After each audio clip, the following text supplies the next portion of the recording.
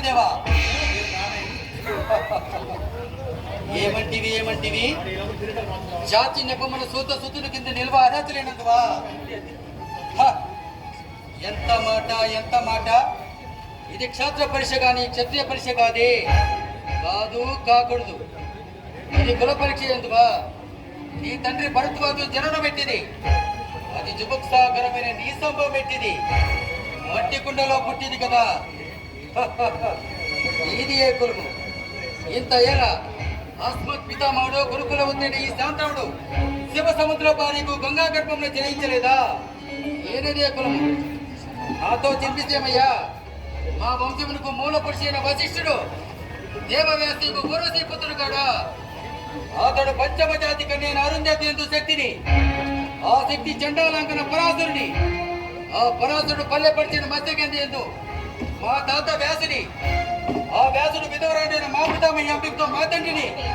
వీర పితామహి అంబాలితో మా ప్రియ తండ్రి పాండురాజును మా ఇంటి దాసితో ధర్మ నిర్మాణ జనులు నీచే కీర్తించబడుతున్న ఈ విదురదేవుని కనలేదా సందర్భోసుల బట్టి క్షేత్ర మీద ప్రాంతంతో సంకరమైన మా గురువంశము ఏనాడో కులహీనమైనది కాగా నేడు కులమని వ్యక్తవాదం ఎందుకు ఓహో రాజరికమా అర్హతను నిర్ణయించేది అయినా మా సామ్రాజ్యంలో సస్యశ్యామలమై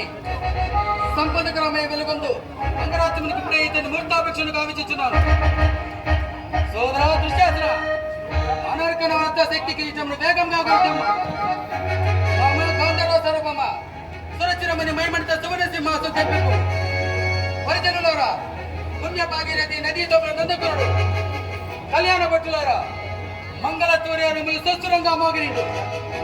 వంద్య మాంగులారా ఈ కర్ణ మహారాజును కైవారం కాల్పు ఈ రాధాసుత్రమ బాలభగవరా భక్తులు చిలకము తీర్చిదిద్ది బహుజన్మ సుకృత పరిపాక సలుప్త సహజ కవచ కర్ష వైద్య ప్రభుత్వానికి బాధ్యత చెల్లగా వీరకంత విద్రాల్పుడు ఏది సకల మహాజన సమక్షమున పండిత పక్ష మధ్యమున సర్వదా